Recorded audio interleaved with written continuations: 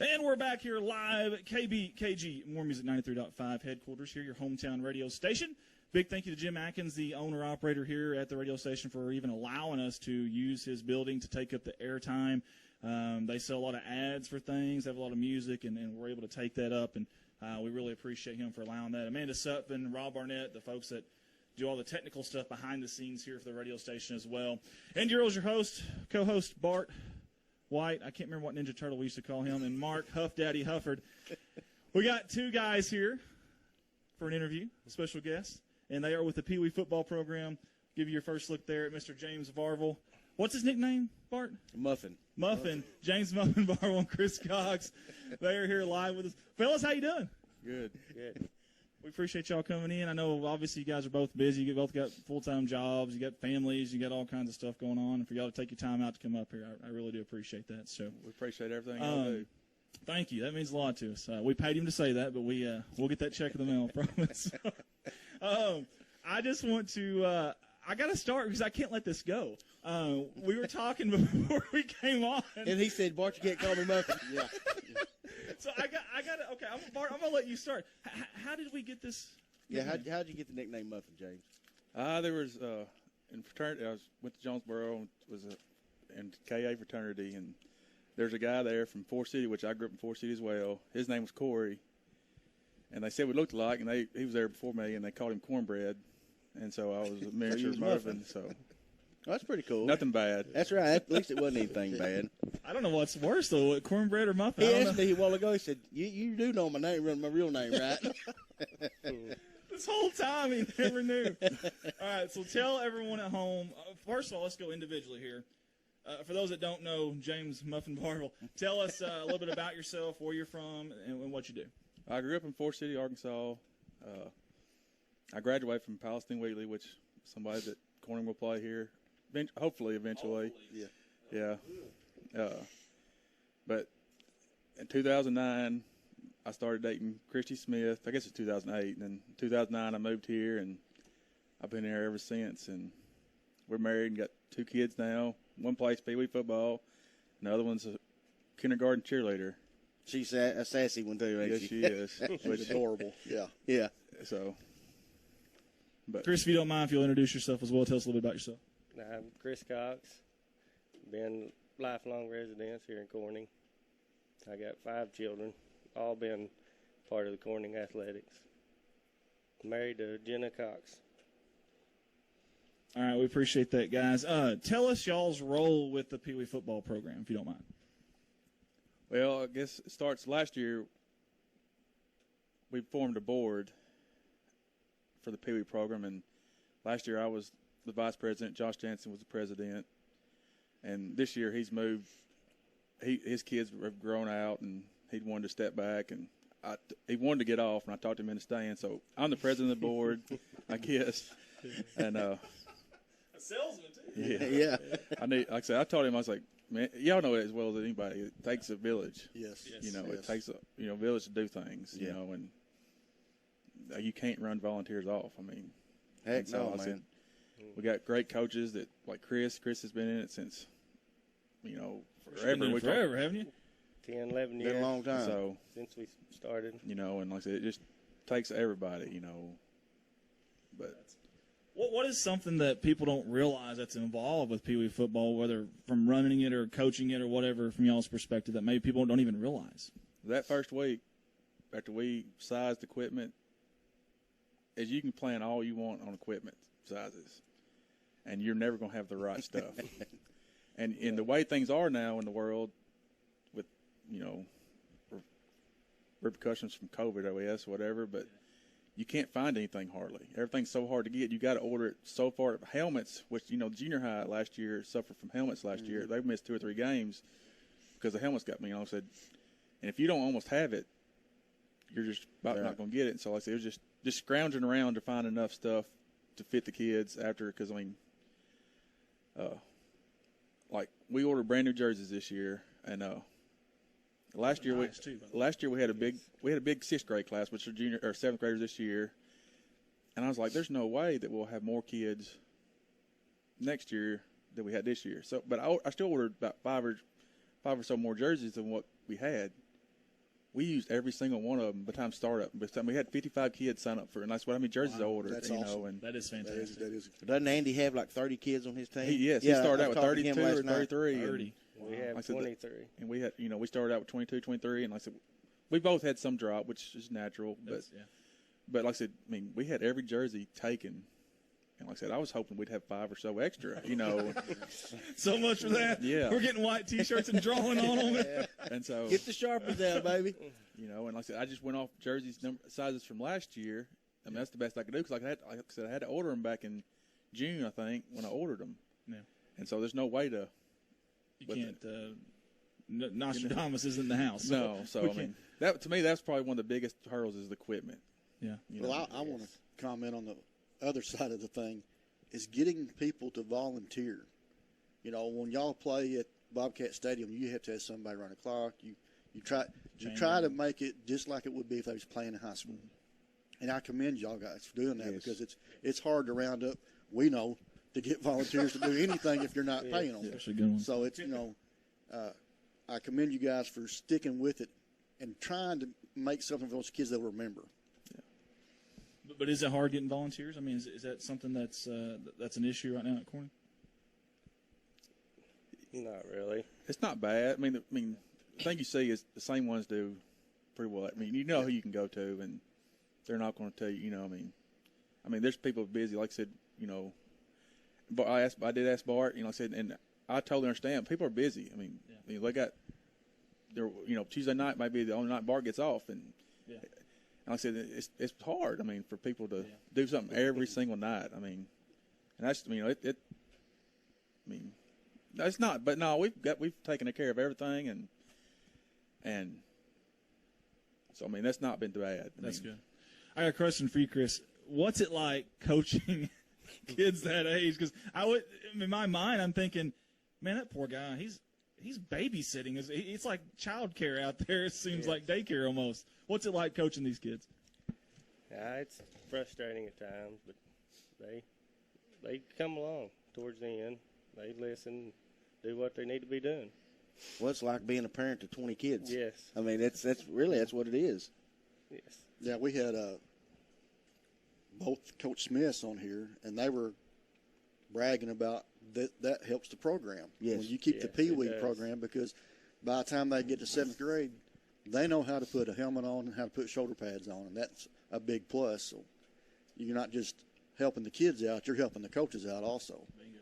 I know y'all get griped at by parents. It's just a given. That was my next question, But actually. what y'all doing is important. Like he said, Jeremy Woods made a good statement last week or last time we was in here. He said, man, when we were 7th graders, we didn't know how to put our pads on. Yes. Y'all are getting these kids ready for high school. I mean, at least when they go into high school, they know the fundamentals. They know how to put their pads on. And that's way better than just one going straight into 7th grade, never playing football before. Yeah. And what y'all are doing is important. We appreciate it. Is dealing with parents / grandparents, whatever, caregivers of the kids, is that pretty tough at times, or are they pretty mellow at that age? They're pretty mellow. They ain't had no problems.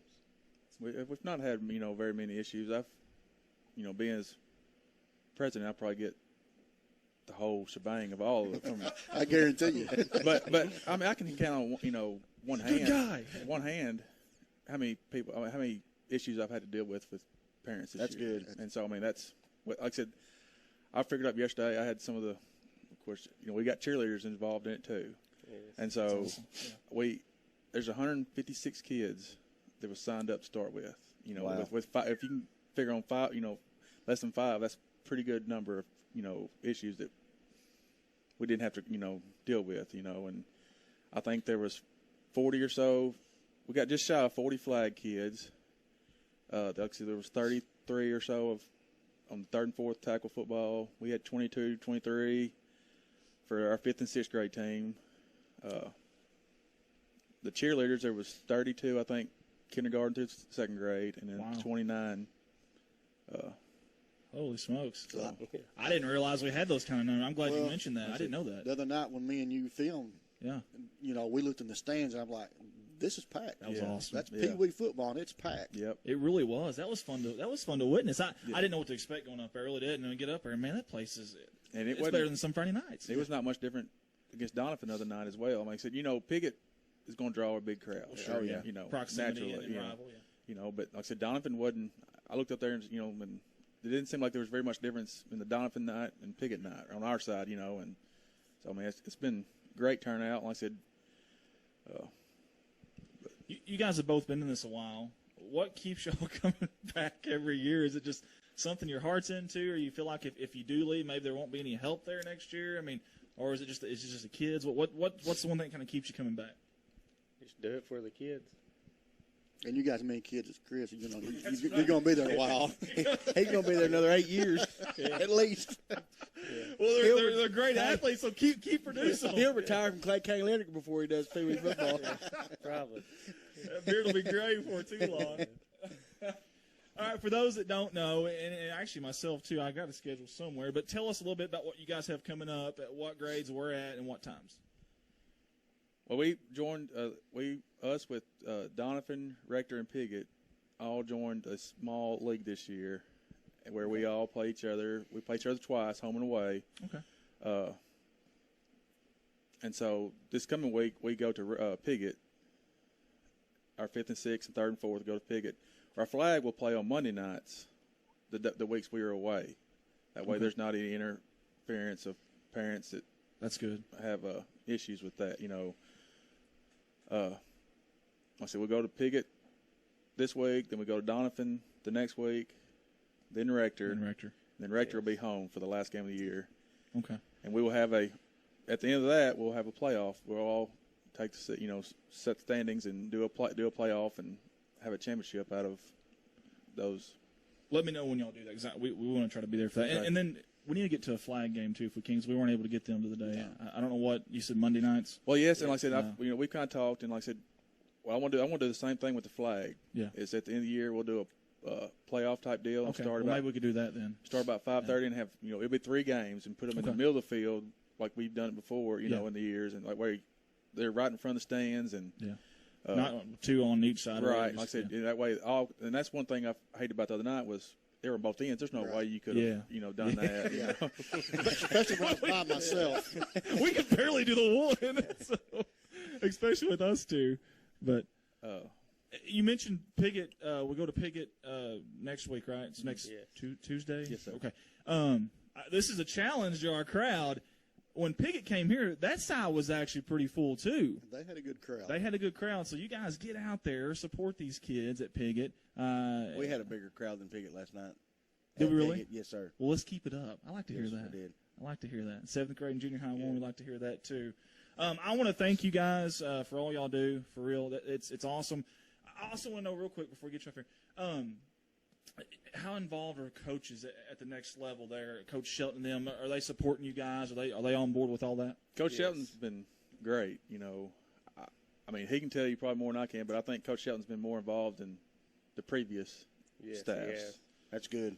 You know, and he wants to see the program. Well, he knows what he's got coming up. That's so right. He wants to be a part of it. That's right. You know, we and can call him. He'll let us use his stuff.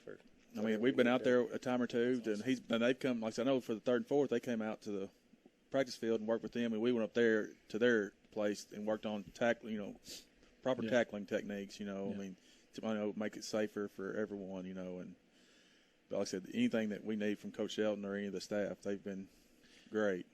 That's awesome, man. And again, thank you guys. Because when I was younger, we didn't have PeeWee football program here. In fact, I came really close to not even playing. I had to go all the way to Paragould to play, and it was hard for my dad at the time to get to practices, to games, and with a full-time job and such. So you guys, man, keep it up. And we appreciate everything. Yeah, if y'all ever need something, let us know. We'll do everything we can. And we'll send somebody out there to help.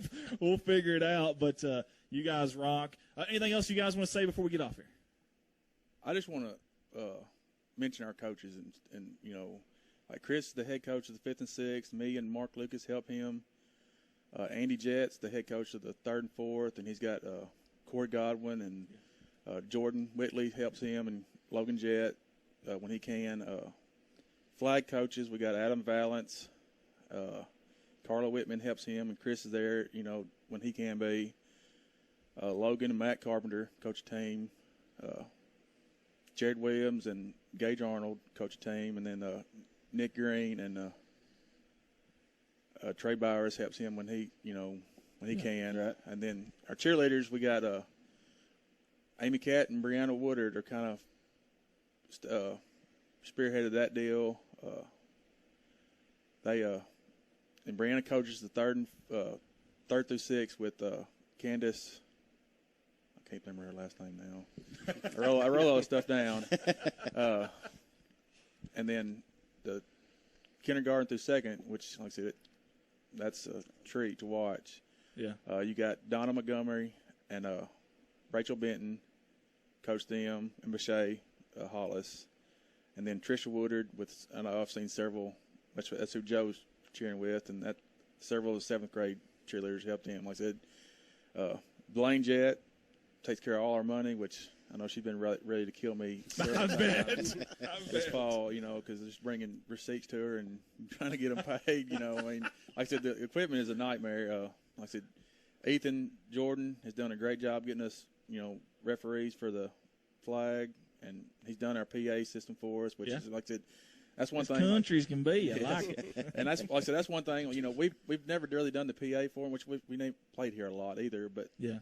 Like I said, I wanted to try to make it as real for the kids as a game day is. Yeah. Because they love. I mean, I always liked hearing my name called too. I mean, Muffin Varvil. But I thought that would be cool for the kids to hear. They're not. They can make a tackle. And they get their name called or make a big run or something. Right. I think anything that can make them enjoy it more, get them pumped up. That's right. Well, man, we appreciate you guys. Yeah, and we we appreciate all the people you mentioned. If y'all are listening, we appreciate what y'all are doing. I'm sure. There's plenty we left out. That's crazy. That's a ton of volunteers. I didn't realize we had that many kids. Number one, I knew we had a little bit of cheerleaders. I didn't realize we had that many cheerleaders. Then volunteers. That's wow. I can't imagine being the president. I can tell you, a little receding hair there.